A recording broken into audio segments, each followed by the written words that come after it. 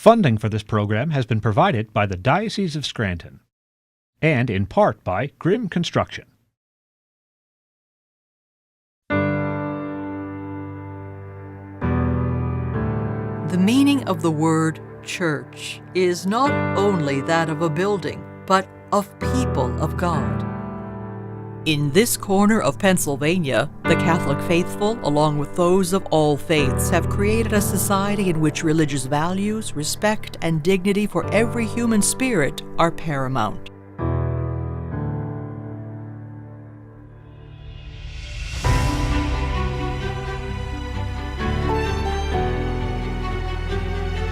Welcome to our cathedral, so many of you from around our 11 counties, as we begin a year-long commemoration of the 150th anniversary of the founding of this wonderful diocese, this local church, in and through which the power and presence of God has been made so evident in so many ways.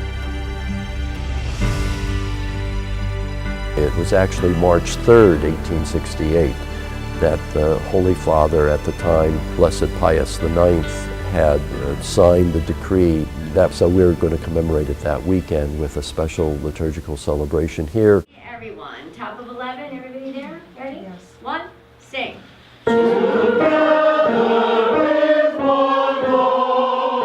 One body, one spirit is an extraordinary statement of what we really are celebrating. To commission a Lutheran composer who sees, maybe in a whole different way, the need for Christianity to truly come together and to reflect the unity and the joy that marks the life of any Christian faithful in following Christ.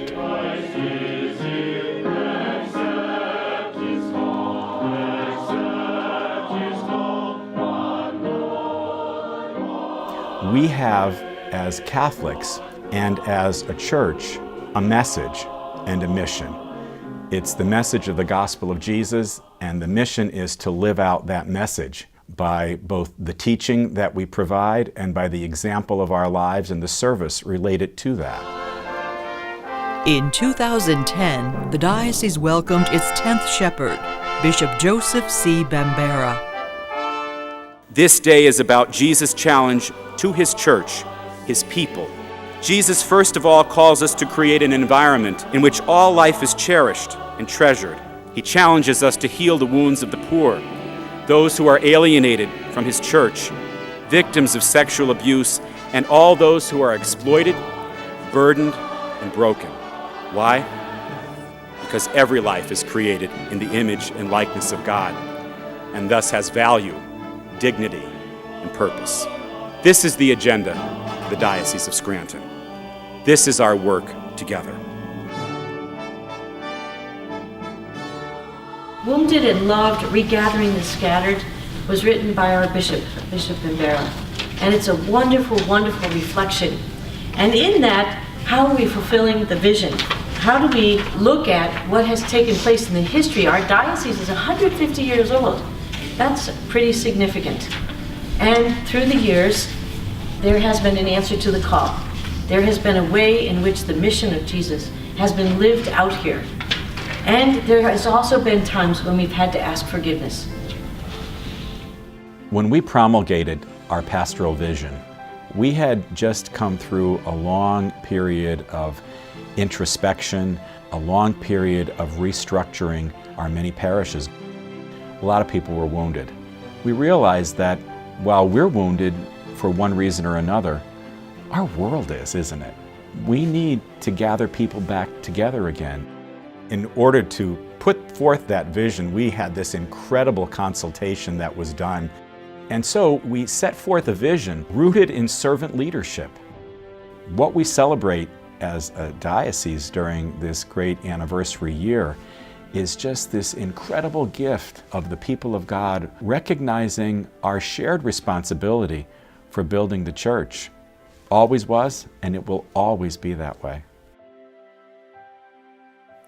Even a casual acquaintance with the people of the 11-county diocese portrays the richness of their heritage. One of its many threads is urban, another is rural.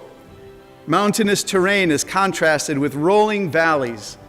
And above all, the Diocese of Scranton is a region populated by a multitude of nationalities, each one proud in its ancestry, but willing to live with one another in harmony. Anniversaries are always important to institutions, to communities, to families, so that you can pause and look back and learn, so that you can pause and look back and remember, so you can pause and look back so that indeed you can go forward.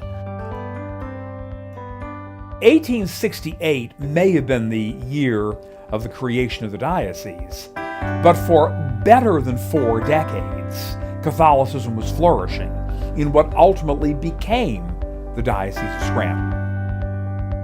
The first Catholic presence of record in northeastern Pennsylvania occurred from 1793 to 1804, when a group of French aristocrats settled in Bradford County.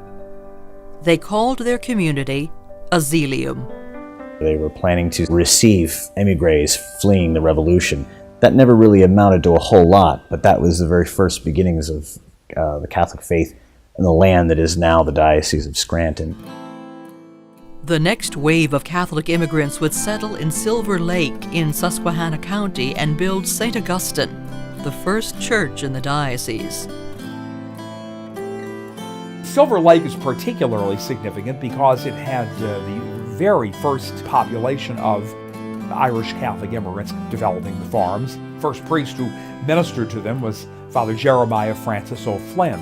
Another great missionary early on in the annals of the Scranton Diocese was Father John Vincent O'Reilly. Father O'Reilly from Friendsville was the pastor of all the Catholics in the whole area, and they was riding a horse around.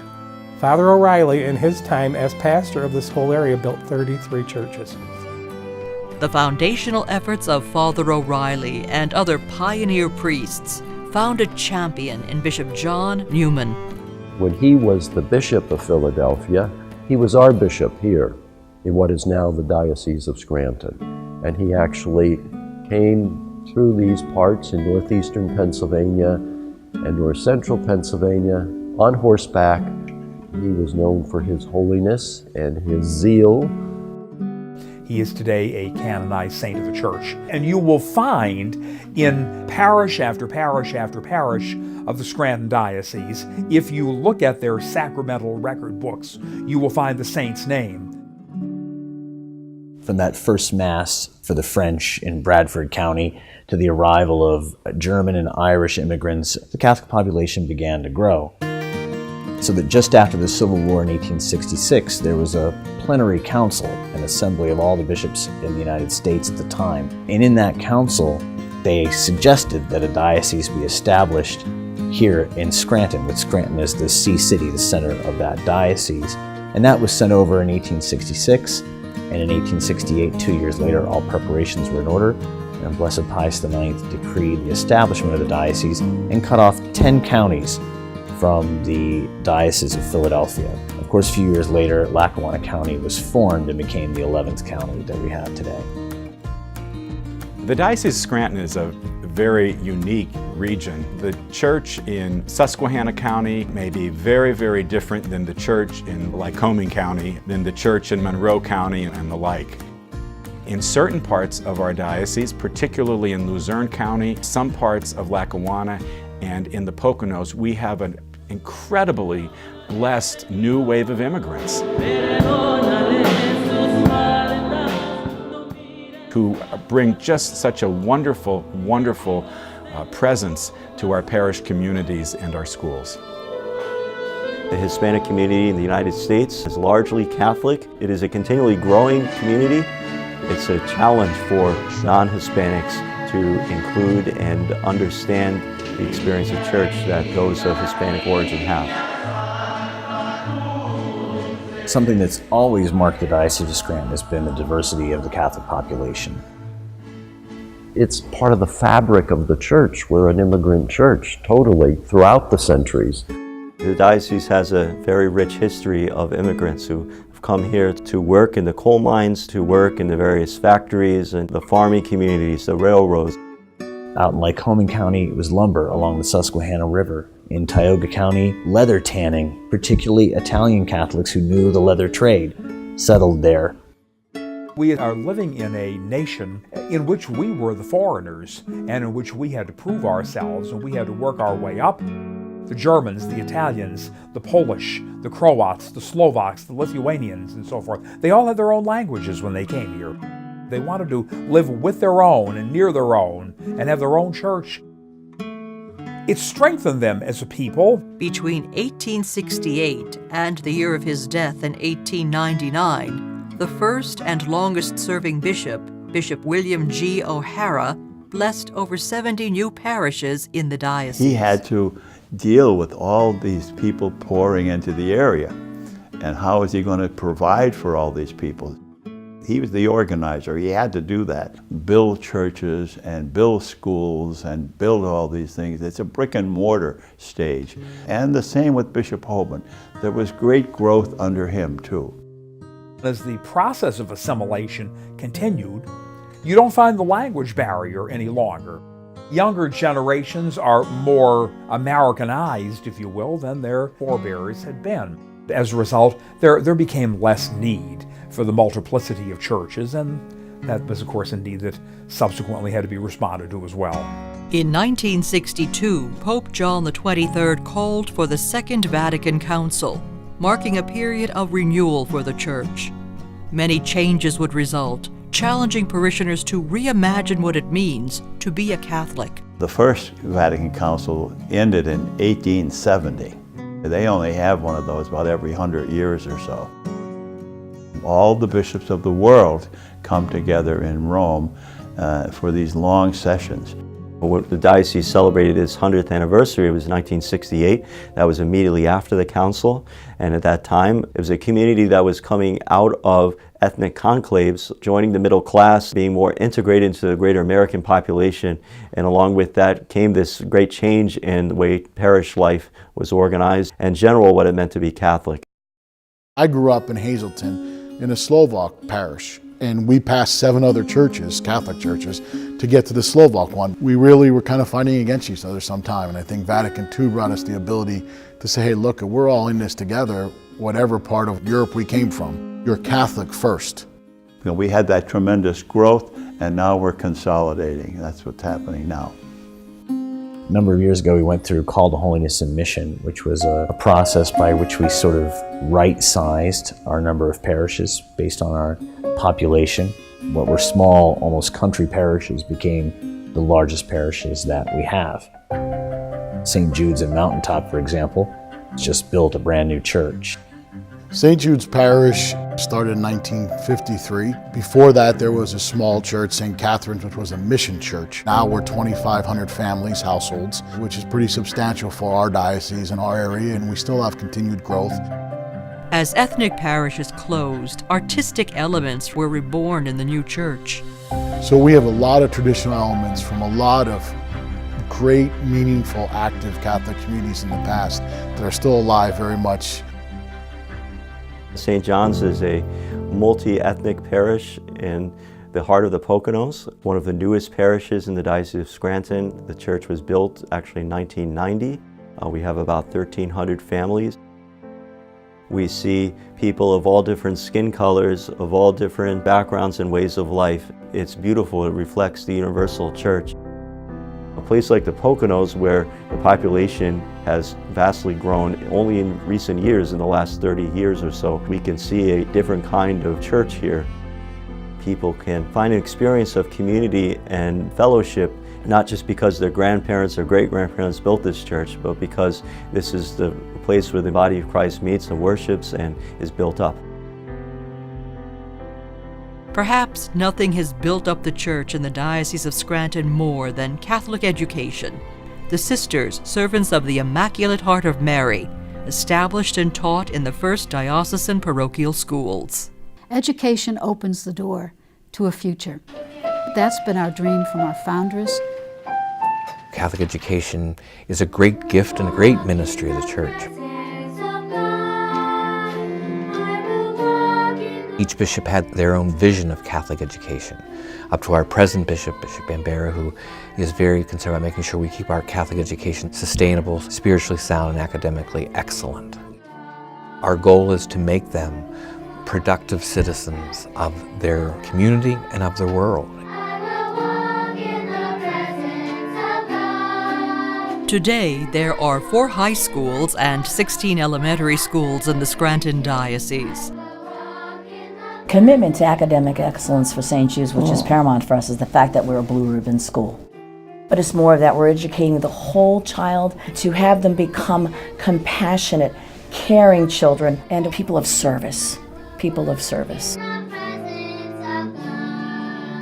And we're not just here to teach the subjects, which are very important, but we're here to witness the presence of a faith community. We're able to really take the gospel values and infuse them in all areas of the school community, demonstrating what Jesus did as he walked this earth and how he taught people how to live and how to love. Throughout its 150 years, the Diocese of Scranton has evolved to meet the expanding needs of its Catholic community. They didn't know the language, at least initially, but they knew the church. And we were committed to educating their children, bringing religious communities and priests from their former countries to help them to become educated and then contributing members of society. The church did a great job of that. The parochial school system became expansive in the early years as it served the needs of arriving immigrant families. Various religious orders of women, as requested by our bishops and supported by the growing numbers of parishes, arrived in the diocese, immersing themselves in the teaching apostolate. One of the most wholesome aspects of the study of ethnic Catholic culture in the United States is the building of all these various ethnic churches and ethnic Catholic schools. This strongly built up not just the physical plant of the church, but far more important, the faith of the children who were educated by those sisters for so many generations. Well, I was in grammar school. I had the IHMs.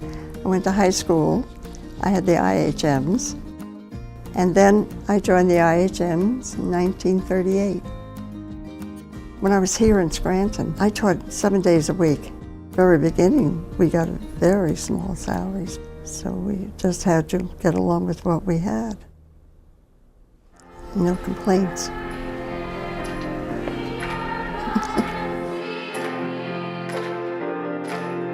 When I was a little kid, I saw the SECs smiling in school, and I wanted to be part of that cheerful family. I also wanted to be part of education because I believe, be a teacher, touch the world. Whatever your topic is, okay? It is now the lay people who are taking over those roles. To continue both the legacy of our own foundress and the faith formation of the children.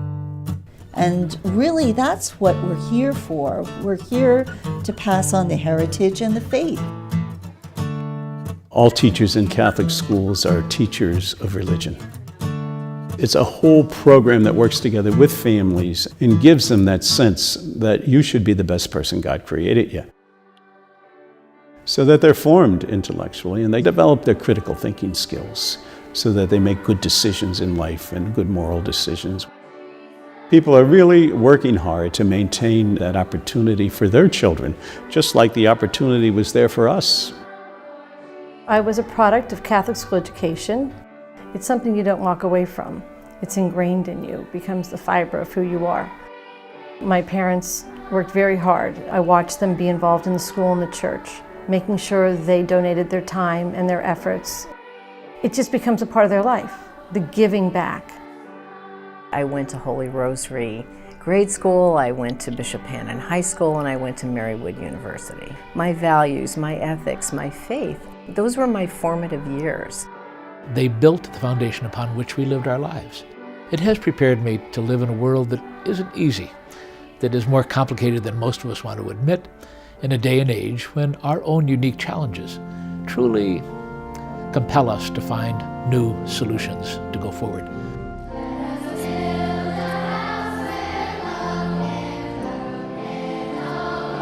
Ecumenism is really a way of thinking and acting, praying for unity among the various Christian churches. There's always been people working and praying, trying to get better understanding, better cooperation, and praying for unity in the Christian church. The Week of Prayer for Christian Unity dates back to 1908 and is celebrated for 8 days every January.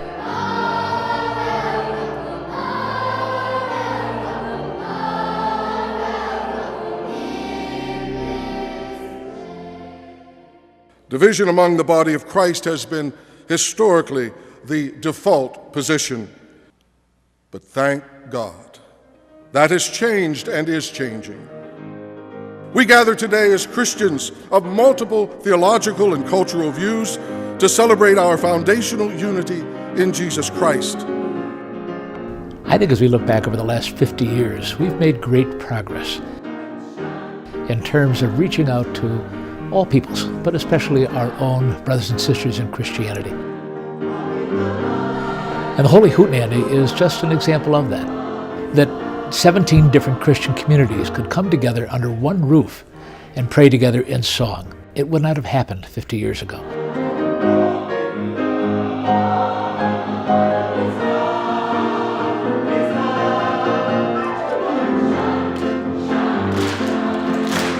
The church really made a commitment to ecumenism at the time of the Second Vatican Council.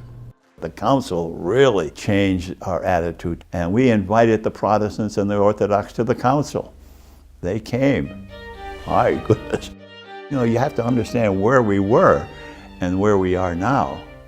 Religious divisions and animosity have caused turmoil throughout the ages. Prejudice and distrust carried into the New World, as did nationalistic tensions. We had the Polish nationalism here in Scranton. That Poland of that day was split up. The people would leave one Polish parish and start another Polish parish. And then they would leave that Polish parish and start another one a block away because they weren't able to get along. Bishop Hoban drew the line. No more. With the encouragement of their soon-to-be leader, Bishop Francis Hutter, the group held their ground. Hutter was excommunicated from the diocese in 1898, and the Polish National Catholic Church was born. They called them the kickers, and of course they would turn around and call us the suckers. They'd cross the street rather than talk to one another. That's how bad it was. A lighted candle is a deeply human symbol. It enlightens the darkness, creates warmth, security, and community. After the Second Vatican Council, Bishop McCormick came in and started a committee on ecumenism.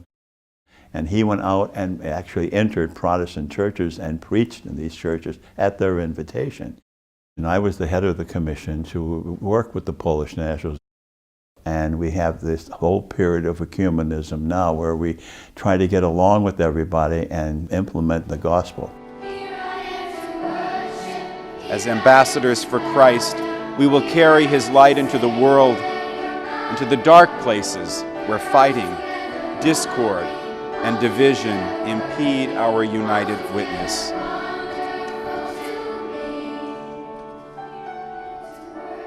If you're employed full-time at a parish, you don't know who's going to rap on the door next. And we're kind of an inner city parish, so there's lots of needs. That's another area that I'm quite involved in, is the ecumenical and the outreach through United Churches of Lycoming County.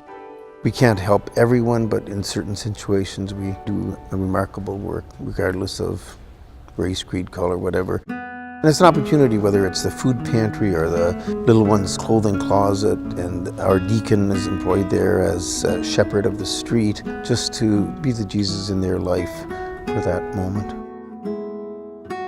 Almost any endeavor that you're involved in, any effort to help or improve the community or serve the needy is going to just be filled with leaders in our religious communities, whether they be clergy or lay.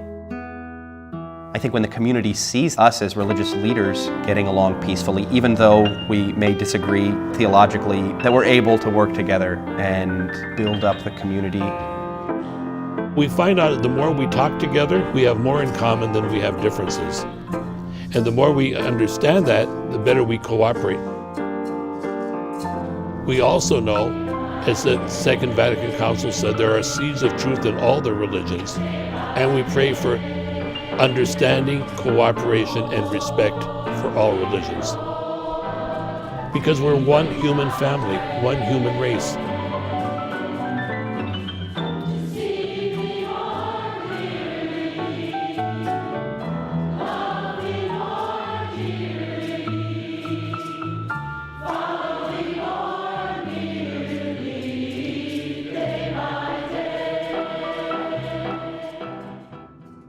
The foundation of the diocese was made possible in the early years because of pioneer priests and bishops who traveled through vast and dense territory.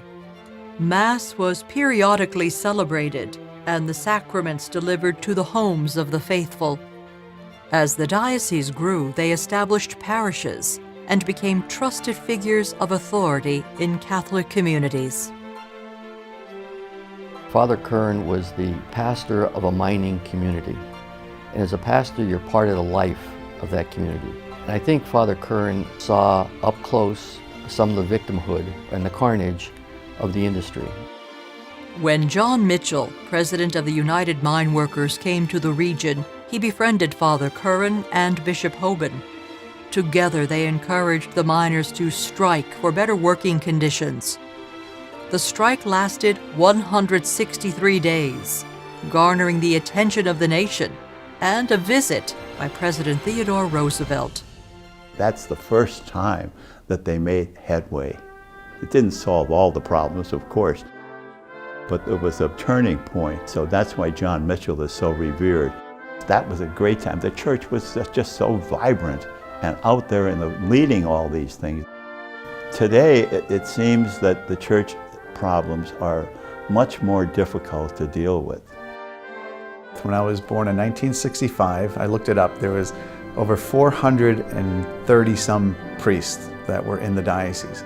Compared to today in 2017, we have less than 200. Clearly today, being a priest is countercultural. It calls individuals to a very, very different way of life and to a set of values. When there's so many changes, I think that's one of the characteristics of our time, so many rapid changes that could kind of disorient people. The church is always a light that shines sometimes in the darkness. But there's so many good things that are being done, sacrifices that are being made, heroic efforts that sometimes are just part and parcel of the life of ministry. That's why the role of the saints is so important in the life of the church, because when you know their story, they begin to be the source of inspiration, and you realize what we're capable of. Parishes are increasingly turning to the lay faithful for support. The diaconate has also increased in prevalence in recent decades. Deacons have been a part of the church since the very beginning. In the early church, the deacons were given a ministry of service. That still really is an aspect of their ministry that lies at the heart of who and what they are. The Lord be with you. A reading from the Holy Gospel according to Mark. We're business people, government workers, lawyers, so we got our feet, so to speak, in both worlds. And part of our ministry is to bring Christ into the world, into our businesses, into our work lives, and also to bring those concerns of the work life and the business back into the church in our own unique way. Being a husband, a father, a grandfather, gives you a perspective on life that maybe someone who's not a husband, a father, and a grandfather would have. So I understand the problems and the issues and the joys that come with all of that. So Katie was a beautiful, wonderful, vibrant girl. But like so many people, she became ill. She had bipolar disorder, and she died by suicide. So often people with a mental illness are homeless, unemployed, not well taken care of, and there's a tremendous ministry there. And I think Christ, I know Christ wants to be with them. They're wounded, and Christ wants to heal their wounds, heal our wounds.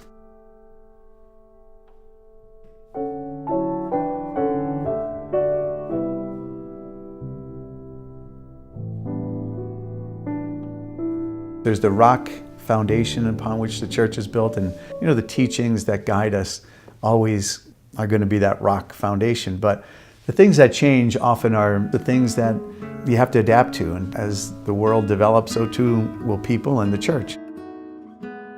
As in every place and time, the church was able to move with the times.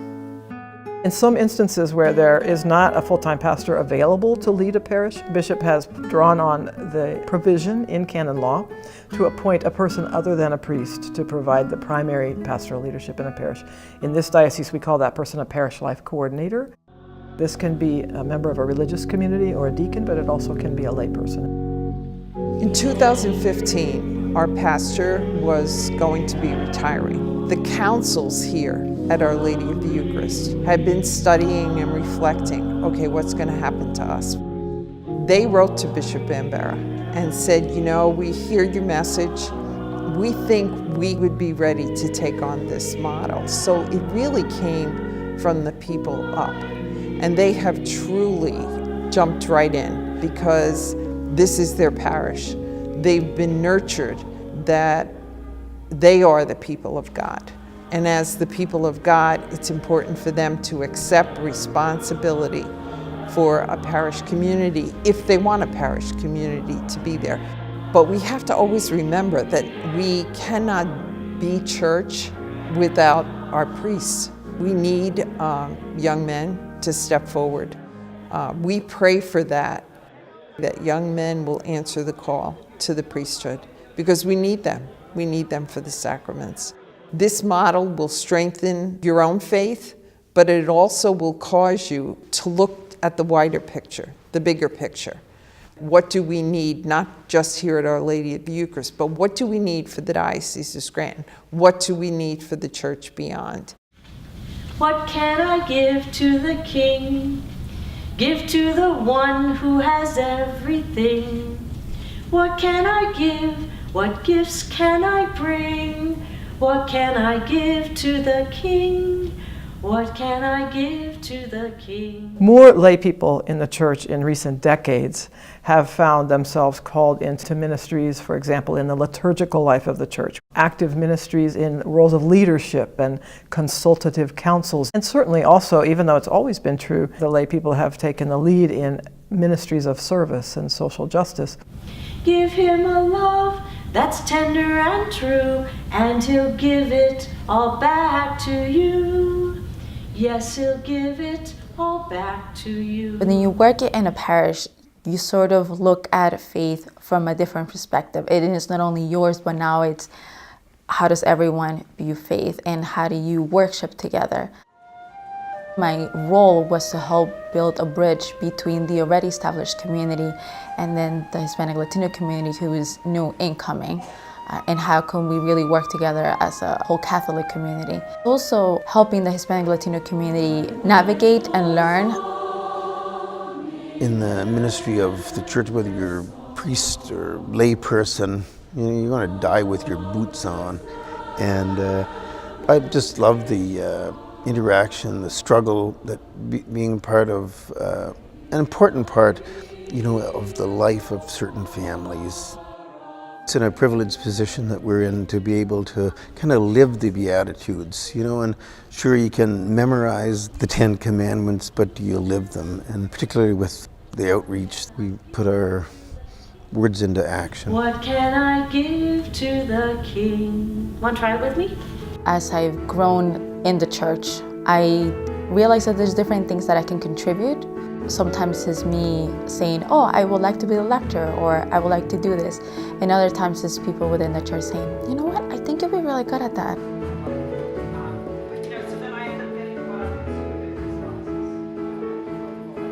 We have a ministry formation program, a 3-year process that we do in cooperation with the local universities as well as the University of Dayton online. At any given time, we have about 35 candidates in that process along the way. And I walk into this building, and guess what? I went to school here. It was Bishop Hannon, from 69 to 73. And I walk in this building now and I say, well, this is the need of the time. This is how this education that was started a long, long time ago continues. Our education is lifelong.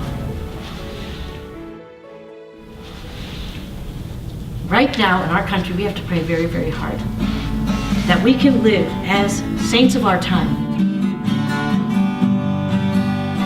Call me, Lord, call my name, and I will follow you.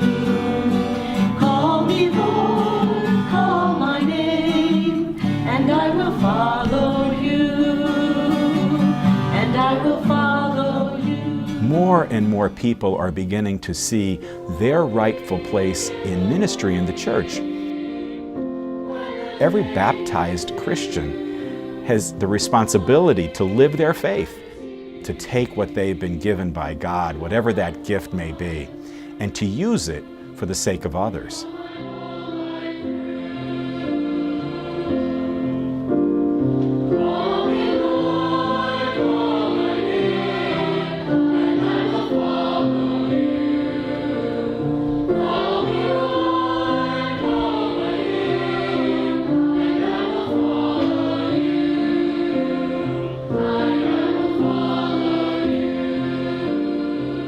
I think I want to do something in like public ministry, whether it be music or public speaking. It's pretty much I just want to bring people closer to God. The International Student Leadership Institute, or ISLI for short, has been the bread and butter program of the Diocese of Scranton for 30 years, and it's specifically for 9th through 12th grade students. It's a program that was actually formulated by the University of Notre Dame, but it's based on the theory that leadership can be taught, and ISLI, it's a life changer for a lot of kids because it's where they find their voice.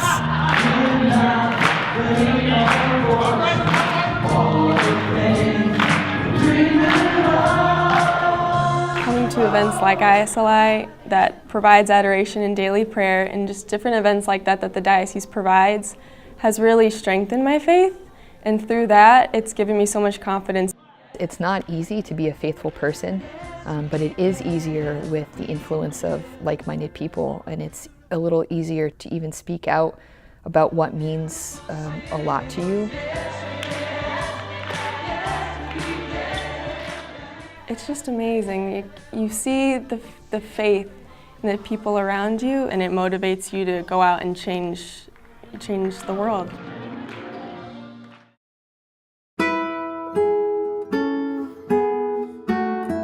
The way of proclaiming the gospel 150 years ago when this diocese was founded is very different than the way in which it's proclaimed today. I guarantee you, I'm the 10th Bishop of Scranton.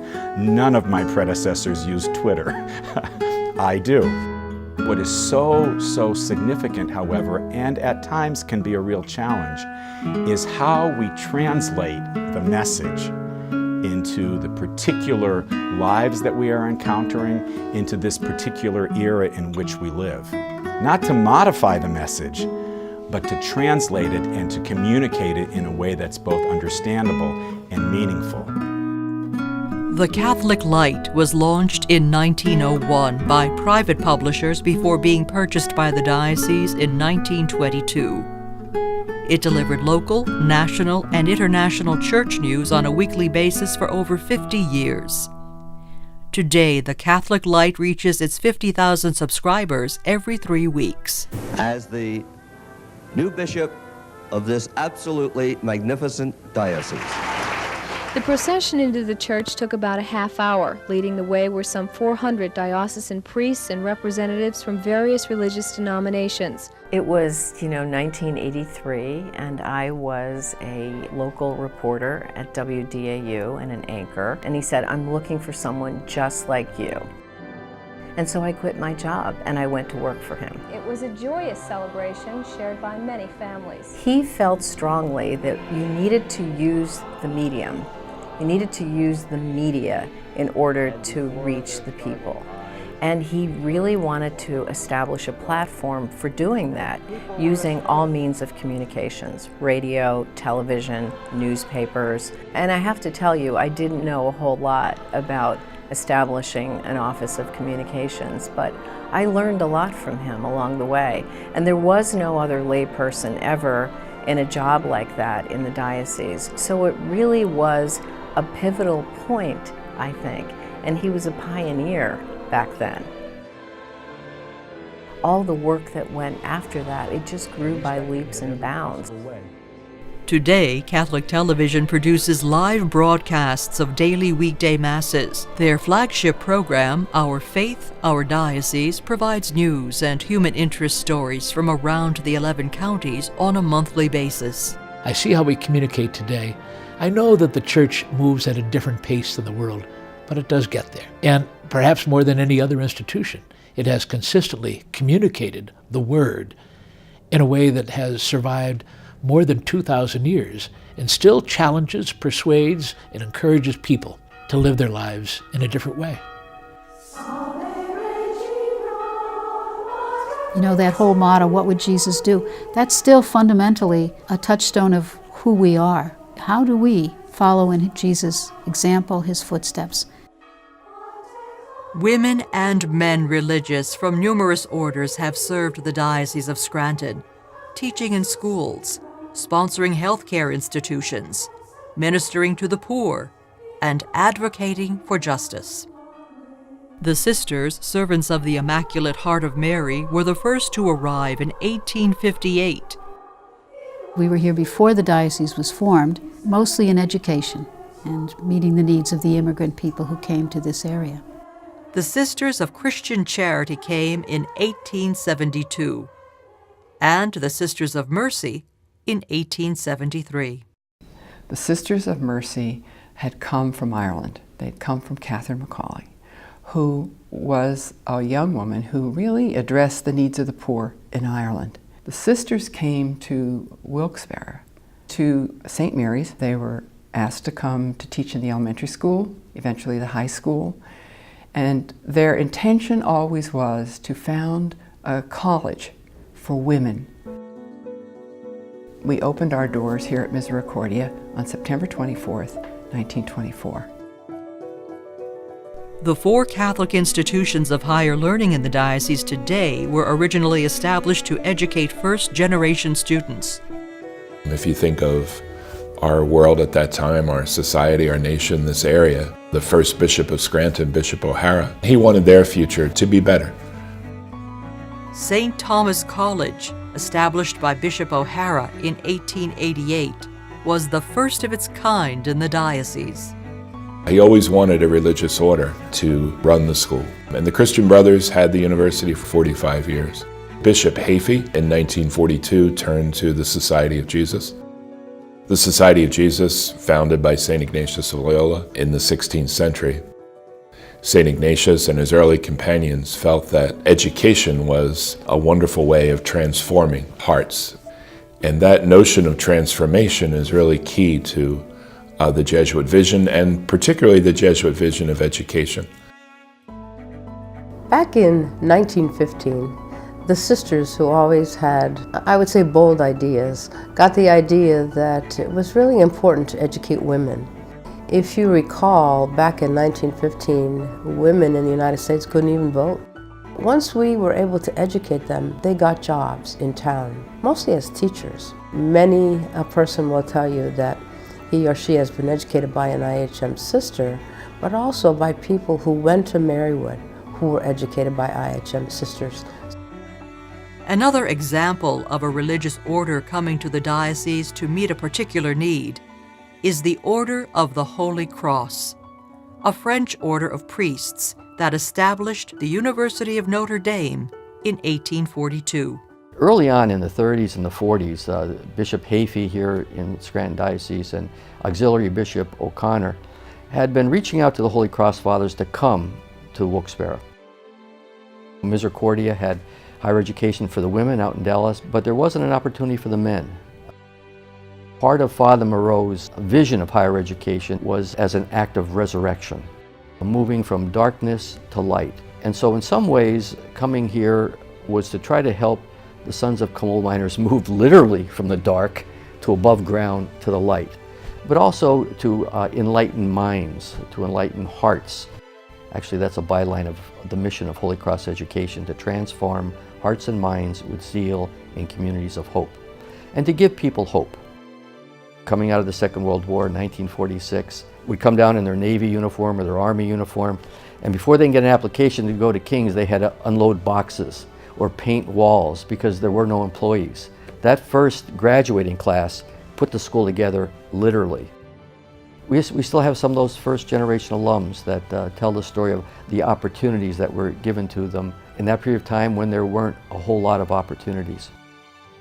As time passed, all 4 institutions became coeducational, and they expanded their degree programs to meet the changing needs of their students.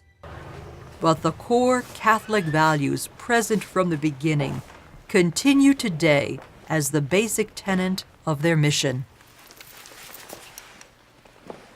One of the major concerns of the sisters and of the university campus is service.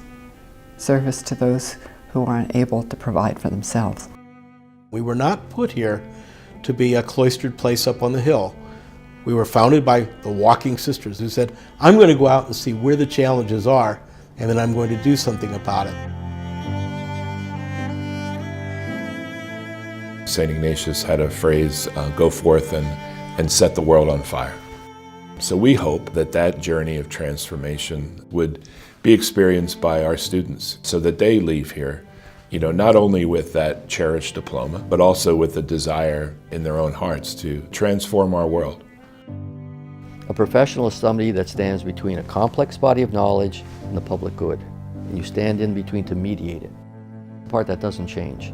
The Catholic heart, the dignity of the human person. And you can do that as a Catholic school. You can speak that language because that's who you are. I feel confident when they leave that they're going to be the ones who step up in the workplace and in their communities and do what's right. I like to think that they came here in the first place because they saw that in us and they saw that in our community. Our role in this society here in Scranton, I think, speaks to the role of women religious. I think it's a vital role.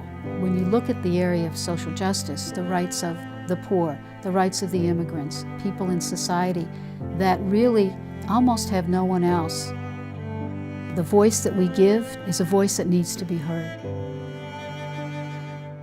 We believe we need to be a part of this world. We can't sit on the sidelines and say, well, that's not our problem. It is our problem because we're human beings, and this world needs all of us. As an IHM sister, I have served at Marywood, at Marion Community Hospital and Access Health System in Carbondale, at Friends of the Poor, and now at St. Joseph's Center.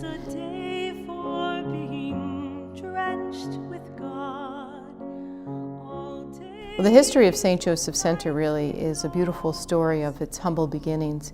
A group of women were aware that there was a need for children who were being left, abandoned, often because of the conditions of poverty. And with the leadership of the IHM sister, who was the Mother Superior, they began the St. Joseph Society. And from there, as a volunteer organization, they began to respond to the needs of those children and eventually expanded and became a very large orphanage here at our main center located at 2010 Adams Avenue by 1900. And the work has just continued to grow and expand and to respond to different needs, to be influenced by the needs of each generation, and to bring God's unconditional love into the lives of so many people. When I hear the word stewardship, I often think of the responsibility and the fidelity to the mission to ensure that the mission is here for the next generation. But it also means being faithful to the call and the invitation to be citizens, to be concerned Christian disciples, looking out for one another.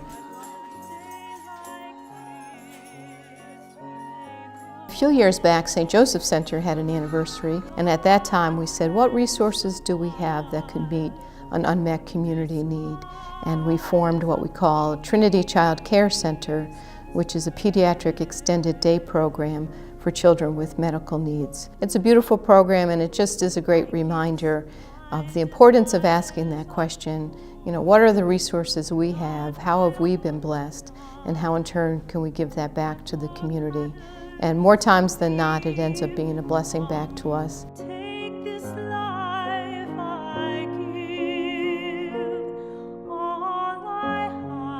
From the very beginning of the diocese, the Church has made it their mission to meet the needs of arriving Catholics.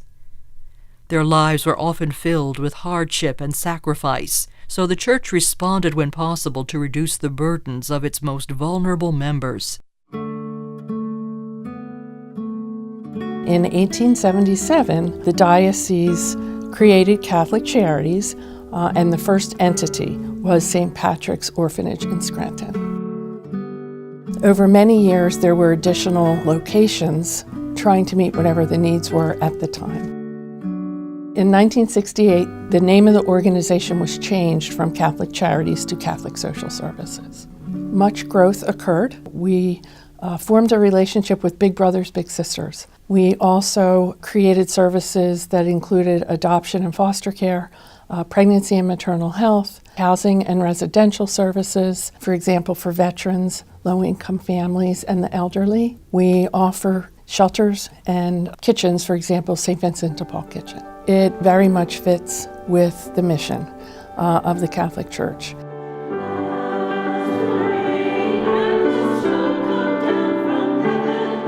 One of the things we're in the process of doing is examining all the programs currently in Catholic Social Services and identifying where we have overlapping programs that are offered elsewhere. It has allowed us to realign our resources, and in doing so, we now will be able to reach out to the other counties because people everywhere are struggling.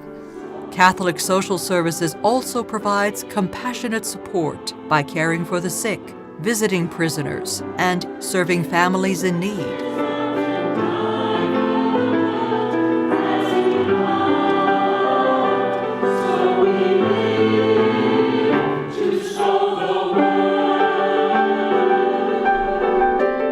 The most important thing that we are all called to do is to look at what God has given to us, what He's entrusted to us, and to use those gifts well and wisely.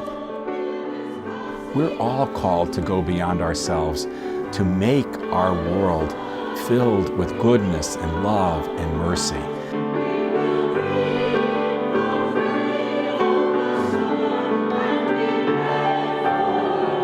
I've seen that it is important to remember the journey, to think back about the extraordinary courage and the amazing selflessness of those who have preceded us. As we look at the contrast between urban and rural, between hills and valleys, between all kinds of ethnicities, we should be so encouraged in today's day and age to know that people who come from different backgrounds, who think in different ways, can indeed move forward together, can live in peace and harmony, can advance the human cause with generosity of heart and selflessness of spirit. Our ancestors did. The question is, can we?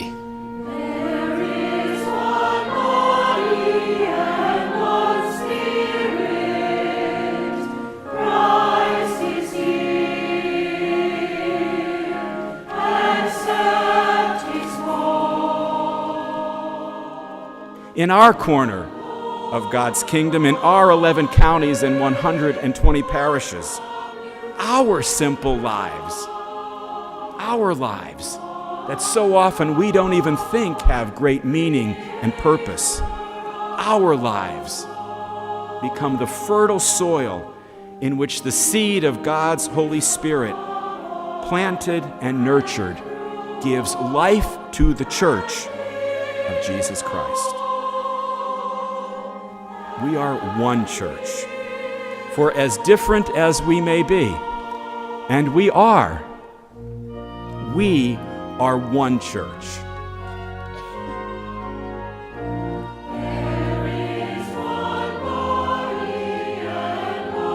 It is my privilege as your shepherd to affirm that through the grace of God, the Church of Scranton, made of fragile, broken vessels like me and you, has and continues to give witness in so many ways to the power of Christ at work in his one holy, Catholic, and apostolic church. And for this we give thanks.